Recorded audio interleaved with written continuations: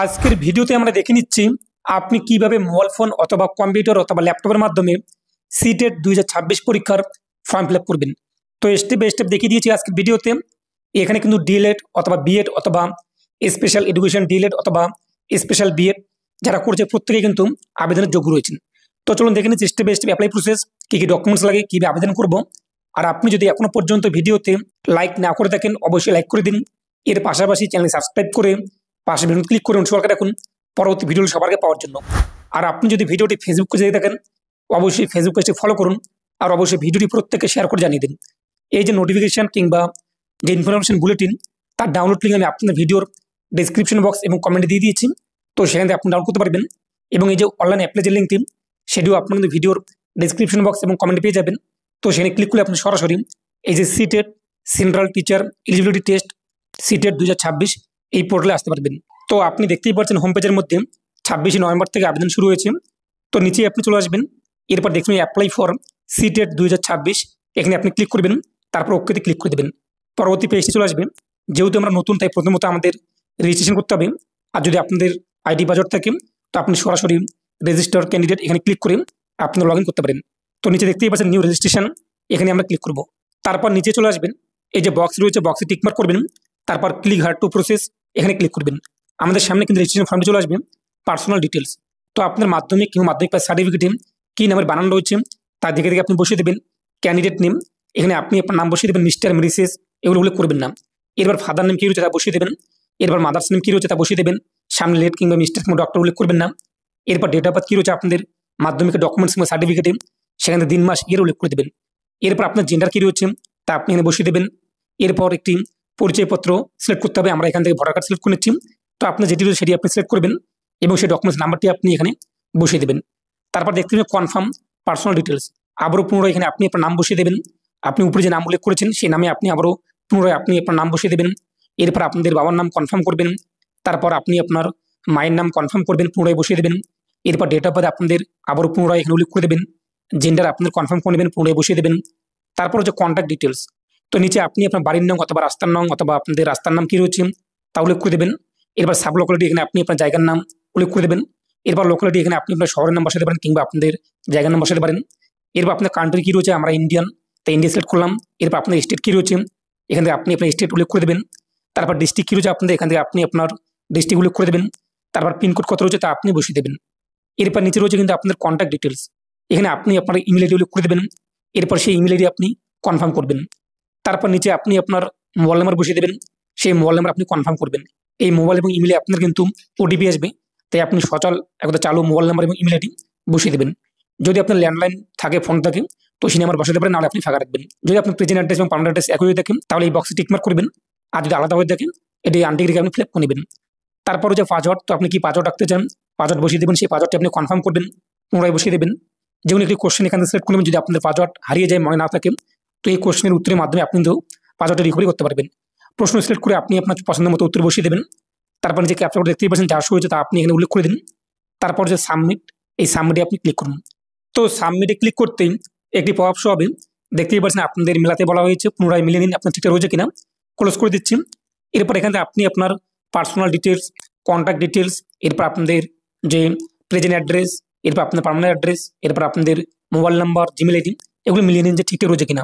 যদি মনে ঠিকঠাক রয়েছে তাহলে আপনি my name, father's name, mother's name, date of birth, gender, address, mobile number, email ID এই সমস্ত বক্সে টিকমার্ক করবেন। তারপর আই অ্যাগ্রি বক্সে টিকমার্ক করে এই যে সাবমিট এবং সেন্ড ওটিপি এখানে আপনি ক্লিক করুন। এরপর ইয়েস এখানে ক্লিক করতে আপনি যে মোবাইল নাম্বার উল্লেখ করেছেন সেই মোবাইল নাম্বারে কিন্তু ওয়ান টাইম পাসওয়ার্ড অর্থাৎ ওটিপি চলে আসবে। তো ওটিপি আপনি এখানে বসিয়ে দেবেন 6 সংখ্যার। আর যদি ওটিপি না আসে রিসেন্ট ওটিপিতে ক্লিক করবেন, পুনরায় আপনার মোবাইলে কিন্তু ওটিপি চলে আসবে। তো এখানে আমরা ওটিপি উল্লেখ করে দিচ্ছি। তারপর হচ্ছে কিন্তু সাবমিট, এই সাবমিটে আমরা ক্লিক করব। তো সাবমিট ক্লিক করতে আমাদের কিন্তু রেজিস্ট্রেশন প্রথম যে ধাপ তা কিন্তু কমপ্লিট হয়ে যাবে এবং আপনি আপনার রেজিস্টার মোবাইল নাম্বারে আপনি আপনার রেজিস্ট্রেশন আইডিও পেয়ে যাবেন। তো দেখতেই পাচ্ছেন আমাদের সামনে আমাদের ড্যাশবোর্ড চলে আসছে। এখন বাকি ধাপগুলো আমাদের কমপ্লিট করতে হবে। তার জন্য নিচে আমরা চলে আসবো, এই যে নিচে দেখতেই পাচ্ছেন কমপ্লিট অ্যাপ্লিকেশন ফর্ম, এখানে আপনি ক্লিক করবেন। তো কমপ্লিট অ্যাপ্লিকেশন ফর্মে ক্লিক করতে আমাদের সামনে আরও 5টি ধাপ বাকি রয়েছে। আপনি চাইলে এখান থেকে বাদিকে ক্লিক করে পার্সোনাল ডিটেলস এগুলো ফিল আপ করতে পারেন, অথবা নিচে রয়েছে পার্সোনাল ডিটেলস এখানেও ক্লিক করতে পারেন। এরপর আমাদের সামনে পরবর্তী পেজ চলে আসবেন, যেগুলো ঘর ফাঁকা রয়েছে আমাদের, যেমন এখান থেকে ন্যাশনালিটি, এখান থেকে আমরা ইন্ডিয়ান এটা সিলেক্ট করে নিচ্ছি। এরপর আপনার কাস্ট কি রয়েছে, ওবিসি নাকি এসসি নাকি এসটি নাকি জেনারেল, তা সিলেক্ট করবেন। যারা ওবিসি রয়েছেন তাদের কিন্তু ওবিসি এনসিএল সার্টিফিকেট লাগবে, যা আপনি নিকটবর্তী এসডি অফিসে চলে যাবেন আপনার ওবিসি নিয়ে এবং বলবেন যে আপনি সিটেটে ফর্ম ফিল আপ করবেন, সেক্ষেত্রে ওবিসি এনসিএল দরকার, ওনারা আপনাদের কিন্তু বানিয়ে দেবে। এরপর আপনি ওবিসি এনসিএল সিলেক্ট করে আপনি আপনার সার্টিফিকেট তথ্য উল্লেখ করে আবেদন করে নেবেন। আর যদি আপনি অসুবিধা হয় বানাতে, তাহলে আপনি জেনারেল সিলেক্ট করে অ্যাপ্লাই করতে পারেন। তারপরও যে ফিজিক্যালি চ্যালেঞ্জ, যদি আপনি শারীরিক অক্ষমতা দেখেন ইয়েস করবেন এবং কোন টাইপ তা উল্লেখ করে দেবেন, না হলে আপনি নো করে দেবেন। এরপর বলা হয়েছে কিন্তু আপনি পার্সোনাল ডিসেবিলিটি এবং আপনাদের লেখার জন্য রাইটের দরকার রয়েছে, স্ক্রাইব কিংবা রাইটের দরকার রয়েছে পরীক্ষার সময়, তাহলে আপনি এটি ইয়েস করে যা যা এখানে শর্ত বলা হয়েছে সেগুলো আপনি ফুলফিল করতে হবে। আর যদি না হয়ে থাকেন তাহলে আপনি এটি নো করে দেবেন। তারপরে এমপ্লয়মেন্ট স্ট্যাটাস, যদি আপনি কোনো জব করে দেখেন তা উল্লেখ করে দেবেন, প্রাইভেট নাকি গভর্নমেন্ট ইত্যাদি। আর যদি না করে দেখেন নট এমপ্লয়, এটি উল্লেখ করে দেবেন। তারপর নিচে দেখতে পাবেন ক্যাপচার কোড যা শো হয়েছে তা আপনি বক্সে উল্লেখ করে দেবেন। যদি বুঝতে অসুবিধা হয়ে থাকে, যে রিফ্রেশ বাটন এখানে ক্লিক করতে আপনার ক্যাপচার কোড কিন্তু পরিবর্তন হয়ে যাবে। এরপর দেখে দেখে আপনাদের সামনে যা শো হয়েছে ডিসপ্লের মধ্যে সেই ক্যাপচার কোড উল্লেখ করে দেবেন। তারপর সেভ এবং নেক্সটে ক্লিক করবেন, যে ক্লিক করে দেবেন, পরবর্তী পেজটি চলে আসবে। অ্যাপ্লাই ফর, তো আপনি কোন পোস্টে অ্যাপ্লাই করতে চান, ক্লাস 1 থেকে 5 নাকি 5 থেকে 8 নাকি ক্লাস 1 থেকে 8, দুটো পোস্টে অ্যাপ্লাই করতে চান, তাহলে আপনি এখান থেকে সিলেক্টে ক্লিক করে বোর্ড পেপার 1 এবং 2 যে দেখতেই পাচ্ছেন ক্লাস 1 থেকে 8 এটি আপনি উল্লেখ করে দেবেন। এবং দেখতেই পাচ্ছেন কত টাকা করে ফি রয়েছে, এখানে কিন্তু বলা হয়েছে নোটিফিকেশনে, তার ডাউনলোড লিঙ্ক আপনার ভিডিও ডেসক্রিপশন বক্সে পেয়ে যাবেন। তো আপনি যদি ক্লাস 1 থেকে 5 চান তো 1 থেকে 5 সিলেক্ট করবেন। এরপর এখানে আপনি একটি ল্যাঙ্গুয়েজ সিলেক্ট করতে হবে, আপনি কোন ল্যাঙ্গুয়েজে পড়াশোনা করাতে চান। এর পাশে ল্যাঙ্গুয়েজ 2 থেকে আপনি আরও একটি ভাষা উল্লেখ করতে হবে, যে আপনি বাংলার পাশাপাশি আর কোন ভাষায় আপনি পড়াতে চান। এরপর দেখতেই পাচ্ছেন যে আপনি যে ক্লাস 1 থেকে 5 কিংবা 1 থেকে 8 পর্যন্ত পড়াশোনা করাবেন কিংবা এই পোস্টে অ্যাপ্লাই করতে চাচ্ছেন, তার জন্য যোগ্যতা কি চাওয়া হয়েছে। এখানে যোগ্যতা বলা হয়েছে যে যোগ্যতা আপনাদের রয়েছে এখান থেকে 1 নম্বর নাকি 2 নম্বর নাকি 3 নম্বর নাকি 4 নম্বর, তা দেখে নেবেন। এরপর সেটি আপনি এখানে উল্লেখ করে দেবেন। ক্লাস 1 থেকে 5 এর ক্ষেত্রে কিন্তু উচ্চ মাধ্যমিক পাস, এরপর ডিএলএড চাওয়া হয়েছে, উচ্চ মাধ্যমিক 50% নাম্বার রয়েছে এবং কিছু ক্ষেত্রে দেখতেই পাচ্ছেন 45% নাম্বার রয়েছে, আপনি দেখে নেবেন। তো আপনি কোন পোস্ট এখানে অ্যাপ্লাই করতে চান, তার জন্য যোগ্যতা কি চাওয়া হয়েছে এবং সেই যোগ্যতা আপনি কত নম্বর পয়েন্টের ফুলফিল রয়েছে আপনাদের, এখান থেকে তা উল্লেখ করে দেবেন। একই রকম যদি আপনি ক্লাস 5 থেকে 8 পর্যন্ত পড়াতে চান, সেক্ষেত্রে 5 থেকে 8 এর মধ্যে কোন যোগ্যতা চাওয়া হয়েছে আপনি এখানে দেখে নিতে পারবেন। এরপর এখান থেকে আপনি দেখে নেবেন যে কত নম্বর পয়েন্টে আপনার যোগ্যতা ফুলফিল রয়েছে, তা আপনি এখান থেকে উল্লেখ করে দেবেন। তারপর নিচে ক্যাপচার কোড যা শো হবে তা আপনি এই বক্সে উল্লেখ করে দেবেন। তারপরে সেভ আর নেক্সট এখানে ক্লিক করবেন। তো পরবর্তী পেজে আপনাদের কোয়ালিফিকেশন ডিটেলস উল্লেখ করতে হবে, আপনি অ্যাপিয়ারিং থেকে পাস তা উল্লেখ করে দেবেন, কত সালে পাস করেছেন এবং আপনি এখান থেকে স্ট্রিম বা কোর্স উল্লেখ করে দেবেন, কোন শিক্ষা প্রতিষ্ঠান থেকে আপনি পড়াশোনা করেছেন, ডিএলএড কিংবা বিএড করেছেন। এরপর আপনার রেজাল্ট মোট কী ছিল, পার্সেন্টেজ নাকি সিজিপিএ, এরপর টোটাল কত মধ্যে পরীক্ষা হয়েছে, আপনি কত পেয়েছেন। এরপর আপনার শিক্ষা প্রতিষ্ঠানের পিনকোড নাম্বার কত হচ্ছে তা উল্লেখ করে দেবেন।